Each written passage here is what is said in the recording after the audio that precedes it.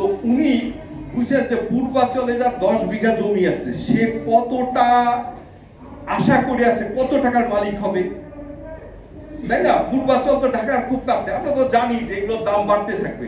তো উনার মাথার মধ্যে হয়তো ছিল যে আমি একসময় 100 কোটি টাকার মালিক হব। 10 বিঘা জমি 100 কোটি টাকা অসম্ভব কিছু না, এখনই প্রায় ওই ধরনের দাম হয়ে গেছে। তো পরে ওনার করলো কি, গভর্নমেন্ট তো জোর করেই নেয়, এটা কিন্তু একবার জোর করে অ্যাকোয়ার করলো। অ্যাকোয়ার করার পরে আর টাকা পায় না, বুঝছেন? টাকা পায় না। ওখানে আমি ও যে গল্পটা বলেছে সেটা হলো ওই যে বস্ত্রমন্ত্রী ছিল না, হ্যাঁ না লতিফ না, আরেকটা ওই যে নারায়ণগঞ্জের দস্তগীর বলছে কি, তোরা তো টাকা ডিসি অফিসে নিতে পারবি না, তোরা সব কাগজ আমার কাছে বেচে দে। এটা কিন্তু আমি একদম প্রত্যক্ষ শোনা ওনার কাছে। তো বেচে দে, ওই ধরেন 10 বিঘার জন্য হয়তো 10 লাখ টাকা দিচ্ছে বা সামথিং। ওরা তো ঘুরতে ঘুরতে এই লোকটা করে কি জানেন, ওই ওর ফাদার এখন বেঁচে আছেন আমি জানি না, এটা আরো 5-6 বছর আগের কথা। ওর ফাদার করে কি, ওই জমির দিকে তাকায়, কাঁদে আর কাঁপে, বুঝছেন? তার কারণ কি, তার 10 বিঘা জমি সরকার জোর করে নিয়ে নিছে, বুঝছেন? তো এইটা হলো কি, এটা কিন্তু আমরা এই যে সরকার ধরেন আস্তাগফিরুল্লাহ, আপনারা যেহেতু এর মধ্যে নাই, আমি মনে করি বেশিরভাগ ক্ষেত্রে কেউ কারো স্বার্থ নাই। দেখেন, আমাকে ধরেন পূর্ত সচিব বানানো হলো, ধরেন আমি পূর্ত সচিব হয়ে, পূর্ত মন্ত্রী হয়ে, মাথার মধ্যে কি জনগণের জমি কিভাবে নিয়ে, এই যে ধরেন একজন 20 লাখ টাকা দিয়ে একটা প্লট নিয়ে যায়, যার দাম এখন 10 কোটি টাকা। আমি তো ধরেন অনেক ক্ষেত্রেই আমরা অবৈধ ইনকাম করতেছি, অনেকেই। আপনাদের মধ্যে শতকরা তো খুবই কম লোক 100% অনেস্ট। এই জমিটার আবার পাইলাম অল্প দামে, 20 লাখ টাকা দিয়ে 10 কোটি টাকা, 5 কোটি টাকার জমি। ওই বাড়ি করার জন্য আবার অনেকে ঘুষ বেশি খায়, বুঝতে পারেন? জনগণের যে পরিমাণ অত্যাচার আমার হাতে দেওয়া হয়েছে। ইসলামের এই দৃষ্টিভঙ্গি কি, যে আমাকে যেখানে আমানত দেওয়া হবে, আমার কিন্তু যার আমানত সেইটা আমি রক্ষা করবো। আমরা করতেছি কি, যে আমার আমানত দেওয়া হয়েছে, আমি নিজের স্বার্থ আগে বের করি, যে আমি কিভাবে একটা প্লট নিয়ে বড় হইতে পারি, বুঝছেন? সব এবং নীতিমালাটা এইভাবে করা হয়েছে। আমি অনেক সত্য কথা বলি, সাধারণ মানুষ যাদের কোনোদিন প্লট পাওয়ার সুযোগ নেই, বুঝছেন? এরকম আমার বন্ধু বান্ধব যদি বলি অবৈধ, বলে কি বলেন, এটা সরকারি চাকরি করছেন আপনি, একটা প্লট পাবেনই, এটা তো আপনার হক, বুঝছেন? এইভাবে আমাদের ব্রেনটাকে করে দেওয়া হয়েছে, বুঝছেন? যে আপনি ধরবেন যে সচিব যেহেতু, সে তো উত্তরায় থাকবে, তারপর বনানীতে থাকবে। এখন যদি সত্য কথা বলি, যে এই সচিবের যে টোটাল আপনি প্রোফাইল দেখেন, অনেক ক্ষেত্রেই দেশের যে মানুষের কাজ করা, তার চাইতে নিজের ব্যক্তি স্বার্থ বেশি দেখাচ্ছে।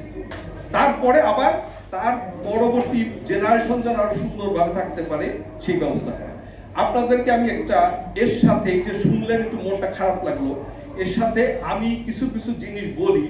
যেমন সকালেও একজন সরকারি অফিসে একটা লোক এই ধরনের একটা কথা বলে আসলাম, সত্য কথা।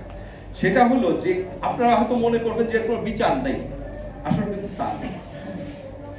আল্লাহর যে বিচারটা না, খুবই ডেঞ্জারাস বিচার, বুঝতে পারছেন?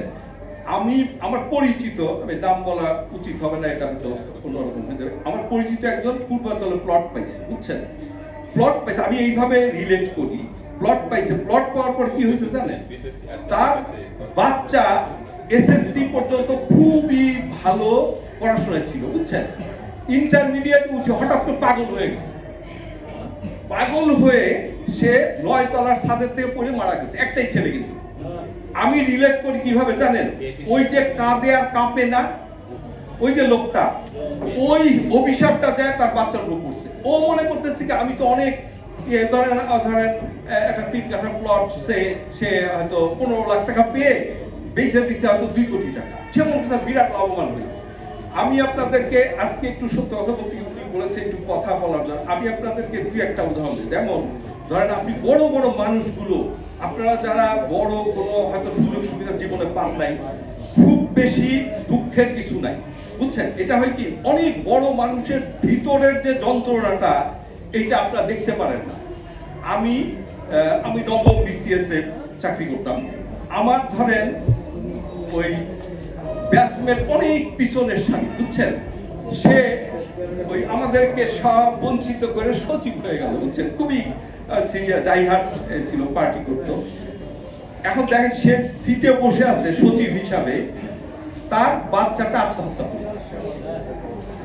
এই যে জিনিসগুলো হয়, এই জিনিসগুলো হলো এমন জায়গা থেকে আসে যে ওরা তখন একদমই অপ্রস্তুত হয়ে যায়। কিরে ভাই, এত কষ্ট করে এত বড় পদ একটা পেলাম, আল্লাহ কোত্থেকে এসে আমার একটা গজব দিয়ে দিল, বুঝছেন? এইরকম অহরহ আপনি দেখবেন। অনেকে আছে কি যে তারা, যেমন ধরেন আমি আপনার এইখানে অন্য একটু, উনি আমারে বলছেন যে একটু চালায় যাওয়ার জন্য, হ্যাঁ মান্না ভাই আশা করতো। আপনি ধরেন আপনি, আচ্ছা ঠিক আছে, বিদেশে কিন্তু অনেকটা সেম ধরনের ঘটনা ঘটে, বুঝছেন? আমি অস্ট্রেলিয়াতে পড়াশোনা করছি, বুঝছেন? অস্ট্রেলিয়াতে আপনি মনে করবেন কি ওদের দেশের মানুষরা মনে হয় এই যে মদ খাচ্ছে, এই যে ধরেন পর্নোগ্রাফি, নানা খুব সুখে আছে, আসলে কিন্তু তা না। আমি যখন পড়াশোনা, আমি দেখেন একটা ছোট্ট উদাহরণ দেই। আমি সত্য কথা বলতে যে আমার যেহেতু সৎভাবে জীবনযাপন করার ইচ্ছা একদম প্রথম জীবন থেকেই, আমি ওখানে এমএস করতে সরকার পাঠিয়েছি। আমাদের যখন থিসিস চলে তখন আমাদেরকে বলা হলো তোমরা ইচ্ছা করলে একটা কাজ করতে পারবা পার্ট টাইম। তা আমি কিছুদিন ট্যাক্সি ড্রাইভ করতাম রাতের বেলা, দিনের বেলা আমার থিসিসের কাজ করতাম এবং রাতের বেলা ট্যাক্সি ড্রাইভ করতাম, কিছুটা ঘুমায় নিতাম। তো একদিন একটা মনে করেন যে এবার আপনারা দেখেন না যে বিদেশে ধরেন মদ খাচ্ছে, তারপরে পর্নোগ্রাফি করতেছে, কে কার সাথে থাকে ঠিক নাই। অনেকেই তো ওদের কিন্তু বিয়ে শাদী হয় না, বুঝছেন? বিয়ে শাদী হয় না, বিয়ে। তা আমি একটা মেয়েকে পাইলাম, মেয়ে আর ছেলে আমার ট্যাক্সিতে উঠছে একদিন রাত্রে, বুঝছেন? ট্যাক্সিতে উঠে সে বললো কি মেয়েটা, ওখানে কিন্তু মেয়ে ছেলের পুরো সমান মতো বা মেয়েরাই বিশেষ ডমিনেট করে অনেক ক্ষেত্রে। মেয়েটা করলো কি ছেলেটাকে কিক করছে, বুঝছেন? পা দিয়ে লাথি দিল, বুঝছেন? তো আমি জিজ্ঞাসা করলাম হোয়াট ইজ হ্যাপেন, এবং ওখানে কিন্তু ট্যাক্সি ড্রাইভারদেরও সেম মর্যাদা আছে। আমি আপনাকে বলবো যে আপনি যে কোনো সময়, আমি গাড়ি থামায় বললাম তো কি করতেছে এটা।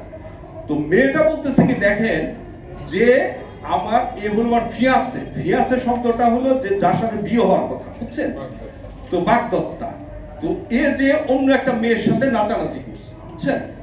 তো নাচানাচি করছে, এখন সে ওইটা সহ্য করতে পারেনি, বুঝছেন? না করে এইখানে এসে সে রিয়াকশন। তা আমি চিন্তা করলাম দেখো এত খারাপ একটা জায়গা, এমন দেশ যেখানে কোনো এই ধরনের কোনো লিমিটেশন নাই, কে কার সাথে যাচ্ছে গেলে, তারপরেও আল্লাহ প্রত্যেকের হৃদয়ের মধ্যে একটা ভালোবাসা একজনের জন্য এটা দিয়ে দিচ্ছে, বুঝছেন?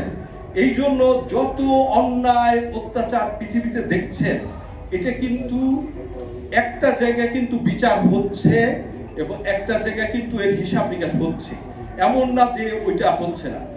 এইটা এই একই ধরনের ব্যাপার, যারা ধরেন অন্যায়ভাবে সম্পদ অর্জন করছে। আজকে দেখেন আমার, আই এম ভেরি সরি, আমার সেই বন্ধু কোথায়, সেই যে মনে করেন আমাদেরকে বঞ্চিত করে অনেক উপরে চলে গেছে, মানে প্রিন্সিপাল সেক্রেটারি, আমরা ডিপটি সেক্রেটারি, মানে আমরা 15 বছর একই পদে ছিল। আমি শুনেছি যে সে এ করছে আপনার এই আগরতলা দিয়ে পালাইতে যে টাকা শেষ হয়ে গেছে, বুঝছেন? ওইখানে তো আমার পথে তো আমাদের ইন্ডিয়ার বন্ধুরা তো যা পাইছে সব নিয়ে নিছে, বুঝছেন? এটা জানেন যে একজন ছাত্রলীগের প্রেসিডেন্ট ছিল, বুঝছেন? বরিশালের দিকে নামটা মনে করতো, ও $2 কোটি, হ্যাঁ পান্না ইসাখালী পান্না $2 কোটি সাথে নিছে, বুঝছেন? নিয়ে সীমান্ত পার হওয়ার সময় সব টাকা নিয়ে ওরে খুঁচায় বাইরে রেখে চলে গেছে।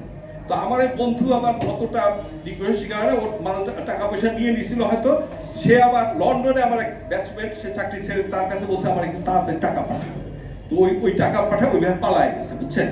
এই জন্য আমরা যারা যে কাজ করি, আমরা ধরেন রাজনীতিবিদরাও যদি ধরেন আমরা অন্যায় করি, একটা কথা তো মোটেও মানে অন্যায় না কথা বলাটা, যে জুলাই যোদ্ধারা এই বাচ্চাগুলো যদি সামনে আসতো, আমরা তো কোনোদিন আশা করি নাই যে আবার এই সরকার চলে যাবে, তাই না?